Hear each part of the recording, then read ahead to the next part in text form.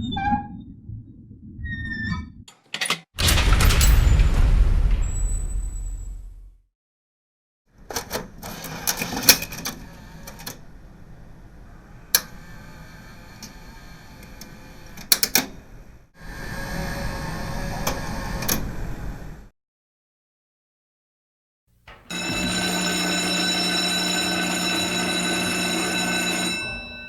want you to take your spelling list, please, and I want to take a look at it. We're going to go over it.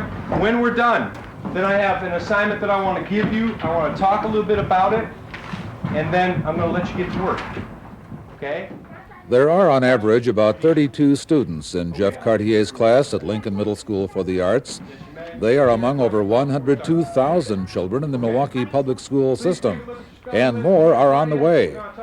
Predictions are enrollment will jump by more than 2,000 in the next 5 years. We have approximately, I think it was about 1,400 elementary school students and about 750 middle school students in the next 5 years coming into the district that we currently don't have space for right now. And it's tremendously important to us that we are able to provide space for those students as they arrive. As part of the budget process last November, the Common Council and Mayor approved $12.5 million in city borrowing authority for Milwaukee Public School capital projects. State law does not authorize the school district to borrow the money on its own. $6.5 million is earmarked for additional space needs, $6 million for the preservation of existing capacity, in other words, deferred maintenance projects. Lincoln Middle School for the Arts is an example of what's being done to meet space and enrollment needs. Money from last year's borrowing authority is being used to remodel and renovate the school. Programs that were here a couple of years ago were relocated, so this could become a middle school for about 700 kids. Little was done to change the building to accommodate the new students. But now the money is providing more modern classrooms and other facilities to accommodate the Lincoln students and the programs they need. The money cannot be used to construct new school buildings, so MPS looks to expansion, leasing, purchasing, or renovating existing facilities. We're looking at purchasing some existing properties that are in the city right now, as well as adding on to some of our current schools, middle schools and elementary schools, with additions to take up the expansion of capacity needs. The second aspect, deferred maintenance, takes in a wide range of projects, such as the total replacement of inadequate heating systems. This was the scene last August at Riverside University High School as new boilers were installed. Riverside was among 7 schools that saw work on heating systems last year. 11 more will be updated during 1995. Replacement of deteriorated windows, another of the deferred maintenance projects made possible by city borrowing for school purposes. 10 such activities in the 2-year period. Other maintenance projects include repair of exterior masonry, repair or replacement of roofs, correcting air ventilation systems, repair deteriorated asphalt surfaces, and more than a dozen other miscellaneous projects. It's helped us greatly. It's helped us at least keep pace with our maintenance needs in the district. And these are major capital expenses that the district would face, and has probably helped us keep a number of the schools in very good shape and operating. And there's another factor involved in the system's space and maintenance needs, changing educational requirements. We're getting ready to start on our School to Work program, and we've been actively involved in planning for that for the last year and trying to get that implemented. That will have space requirements throughout the district. At the same time, is going to provide exceptional opportunities for students to get into the work mode. Also, our technology needs are tremendous in the district to bring schools up to the 1990s essentially and beyond. Usually, one S makes the U long. Flammable, 2 M's makes the A short. Dollars, it's what I don't have enough of. Dollars has 2 L's. Not having enough dollars is a common problem, whether individual or public school system. But the Milwaukee Common Council and Mayor, by agreeing to use the city's borrowing authority for school purposes, have found a way to help improve the educational climate for Milwaukee public school students.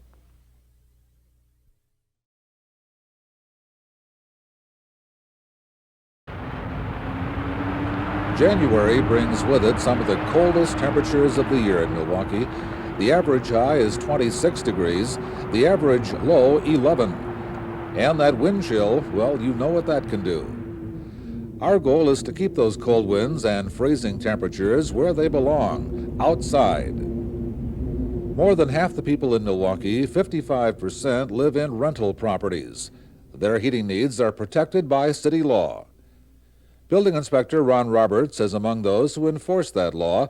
The bottom line, 67 degrees, 24 hours a day, 12 months of the year. Our primary objective is to keep people with heat in their homes. In the Wisconsin winter, it gets very cold, and someone could perish just not having heat, and we wouldn't want a simple thing like a heating system to cause that tragedy. Okay, I have received a no heat complaint here at this address, and what I am doing is taking a temperature reading with a digital thermometer. The digital thermometer now reads 58 degrees, and obviously the heat's been off for some time, so we're going to go over, check the thermostat, talk to the tenant, and see if we can surmise what some of the problems are. Okay? And how many times has the owner been out? He comes down only when he knows that you all are coming. Okay. I'm going to give you my card, and what I'm going to do, we're going to take a look at the unit, find out what's wrong, try to determine what the problem is. And if we can't determine the problem, if the owner doesn't make the repair within 24 hours, give me a call back. We want to make sure that you get your heat restored as soon as possible. I will be contacting him this afternoon and see if he can get out here and do this as an emergency. Okay. The first thing I do is go over to check the thermostat to make sure the thermostat is turned up, because someone could have just simply turned the thermostat down and not realized. So we check that. If the thermostat is turned up, maybe the thermostat is not working. From there, we go into the basement to make sure that the unit is there and that it is in fact working. We do not make any repairs.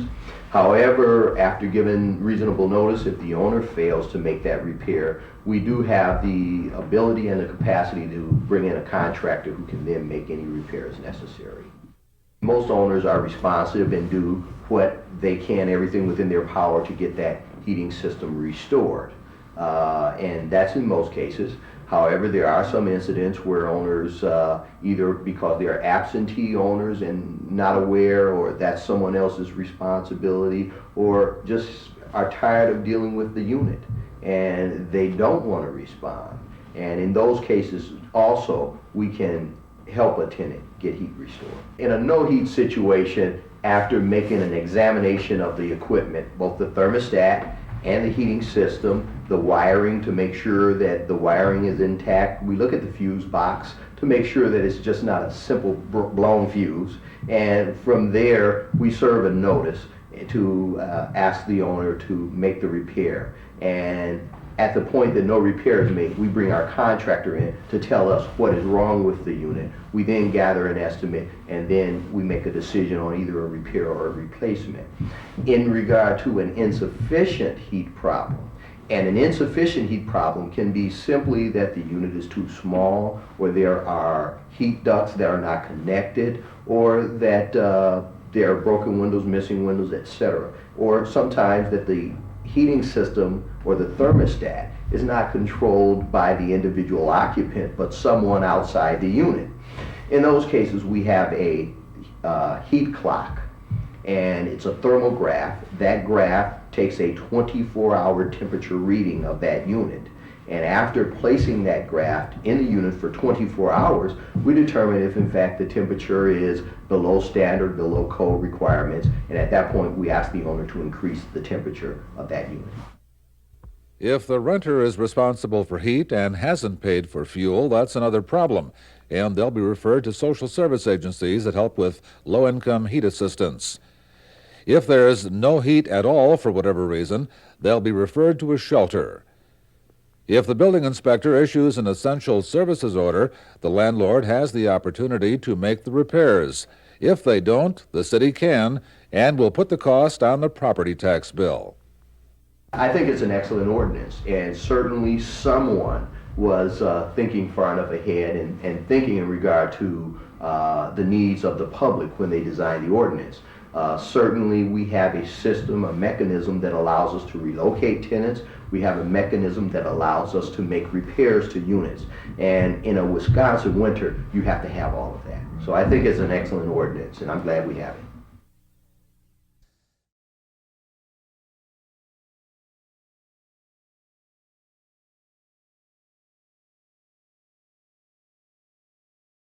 Keep Christmas in your way and let me keep it in mine. But you don't keep it. Let me leave it alone then. Much good has it ever done anyone? It wouldn't have been Christmas in Milwaukee last year without Scrooge and the rest of the Charles Dickens cast. A classic performance in a classic theater. It was the 19th year the Milwaukee Repertory Theater performed A Christmas Carol at the Pabst, but that's only a short time in this theater's life. The history of the performing arts on the corner of what is now Wells and Water began with the Nunnemacher Block Building and Grand Opera House 124 years ago in 1871. Frederick Pabst bought the old Opera House in 1890 and renamed it the Stadt Theater. The western half of the building housing the theater was destroyed by fire 3 years later. When news of the fire reached Pabst, vacationing in Europe, he responded, "Rebuild immediately." And the new theater was born, built on the ashes of the old one. It was a wonderful time. It was an age when we had these wonderful beer barons and the grand industrialists who could afford to just say, build me a theater. And they did. They built this theater in 6 months, an unheard of feat, something that just really couldn't be done today. No expense was spared in giving Milwaukee what news accounts of 100 years ago called a theater unsurpassed in the U.S. Its unique architectural features, elaborate ornamentation, luxurious furnishings, and acoustics brought the theater national renown. Walking into the old theater today is like stepping back in time. Much of the 1895 theater remains and can still be seen. In some instances, aspects of the original design have been restored or reproduced. Elsewhere, imagination and research have combined to recapture the feeling of the turn of the century. There were a tremendous number of craftsmen here in the city of Milwaukee, German artisans, Italian marble masons, and they had the talent and the skills to build this theater and build it on very short notice. But as you can see, it's a stunning, stunning job and really a testament to the quality of work and the incredible talents that we had in Milwaukee then and we still have today. The Pabst became a movie house in the 1920s. The eastern half of the building, with its offices and cafe, survived until it was demolished in 1935. There were fears the Pabst might be demolished when it closed in the 1960s, but because of its significance, former Mayor Henry Meyer and the Common Council spearheaded its restoration, and the Pabst, by now a national landmark, reopened in 1976. Milwaukee should be very proud that they saved this incredible institution because many cities, unfortunately, in the 40s and 50s and 60s, when urban renewal was the key word, were demolishing some of their most precious buildings, and many of these wonderful theaters were destroyed. In fact, the city of Milwaukee purchased the theater specifically to save it. And that decision was not only important to this theater, but it was actually important to the entire renovation movement that was just then beginning throughout the United States. The Pabst has significant historic value, but it also has a future. A $4 million improvement program is getting underway to make the theater more comfortable, handicapped accessible, and profitable without compromising its historic appearance. The Pabst was one of the first theaters in the world to have upholstered chairs instead of wooden benches in the gallery. The originals are still there. The narrow stairs and cramped rows, very uncomfortable by today's standards, will be overhauled and redesigned to make the second balcony more comfortable and attractive. One of a number of changes to be made as the Pabst enters its second century. Just having been here for 100 years is really, I think, tells the future. The fact that the city and the people of Milwaukee have spent so much time, interest, money, and given so much support to this wonderful historic institution, I think the prospects are very good that this is going to be around for another 100 years, that in fact it is going to serve generations, that it's going to serve our grandchildren and great-grandchildren.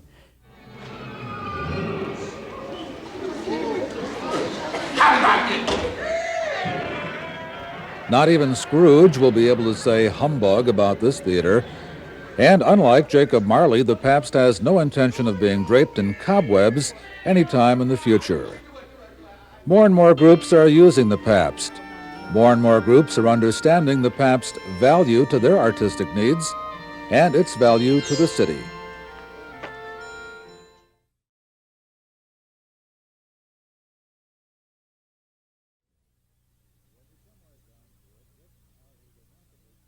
When you come right down to it, books are a remarkably practical way to have access to information, ideas, and enjoyment. You can start reading a book in the library, finish it almost anywhere. But this is the 90s. Technology is changing the ways we look at our libraries. The Milwaukee Public Library has been around since 1878. The Central Library in this majestic building, a national landmark for the past 97 years. Milwaukee libraries are continually changing to meet the needs of the community.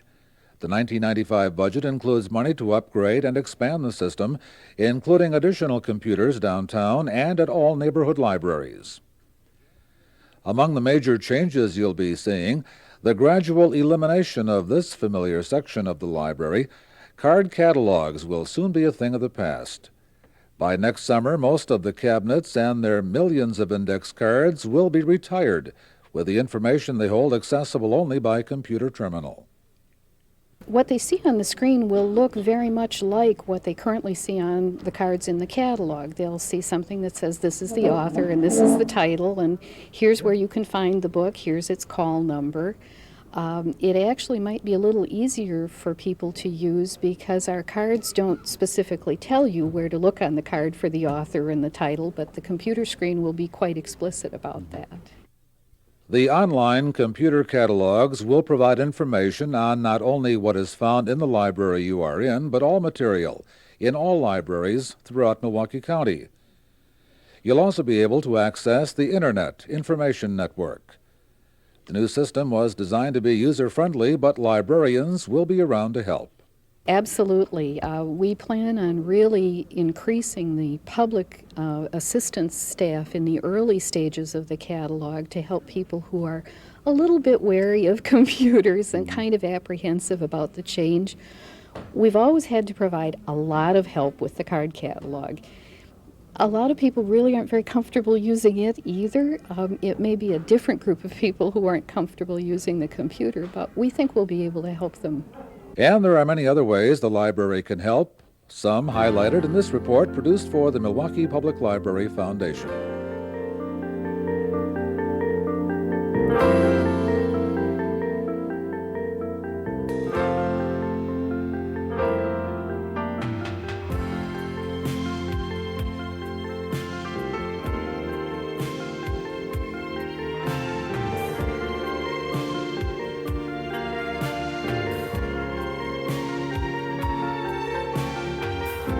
The public library is for everybody. It's for the preschooler, the retiree, the banker, and the beautician, parents, grandparents, and teenagers. The public library is for the paralegal doing research for a law firm, the high school student wrestling with a term paper, the do-it-yourselfer struggling with a leaking pipe, and the newcomers who want an audio cassette to improve their English. By providing people with the information they need, libraries change lives. Today, the Milwaukee Public Library system consists of 13 libraries, the Central Library at 8th and Wisconsin, and 12 neighborhood libraries located throughout the city. The Milwaukee Public Library's bookmobiles take the world of books to those who live far from a library, elderly readers in nursing homes, and to residents in neighborhoods where people of all ages, especially children, can use an extra boost in reading. The Milwaukee Public Library is more than books and buildings. Often it's the services provided by the telephone or the fax machine. The most popular of these services is Ready Reference, the library's quick answer reference service. Librarians there answer hundreds of questions each day by phone on nearly every subject. Because it has been a major research library for more than a century, the Milwaukee Public Library has a wealth of irreplaceable materials. Among them is the Wisconsin Marine Historical Collection with photographs and historical data on more than 85,000 ships that have sailed the Great Lakes. The Milwaukee Road Archives collection of historical records, from dining car menus to blueprints for steam engines. The library has more than 1 million federal documents and copies of all the U.S. patents issued since 1790, as well as British patents.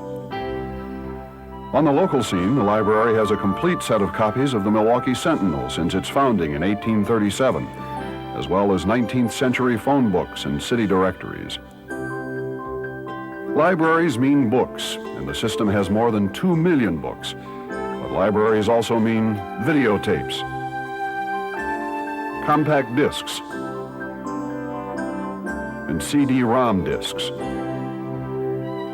And through the efforts of the Milwaukee Public Library Foundation, all libraries now provide personal computers for public use at no charge.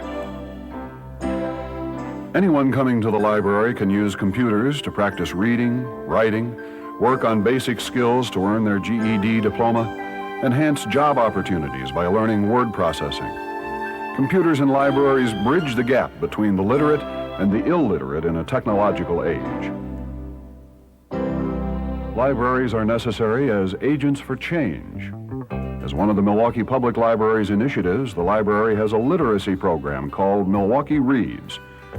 Through this program, a dedicated, motivated staff, along with volunteers, assist thousands of children and adults to improve their reading. All the Milwaukee Public Libraries have materials on jobs and employment.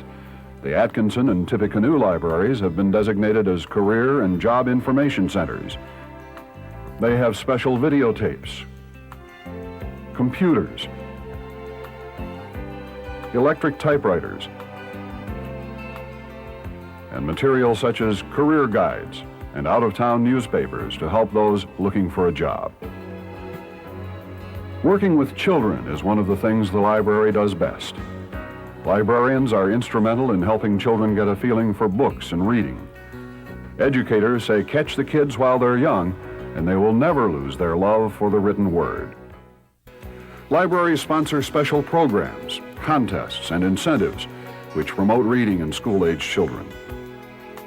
The pride and tradition of the original citizens who founded this library continues today as citizens of the 90s realize the importance of literacy and information, and how the library helps them keep up with an ever-changing world. Libraries do change lives.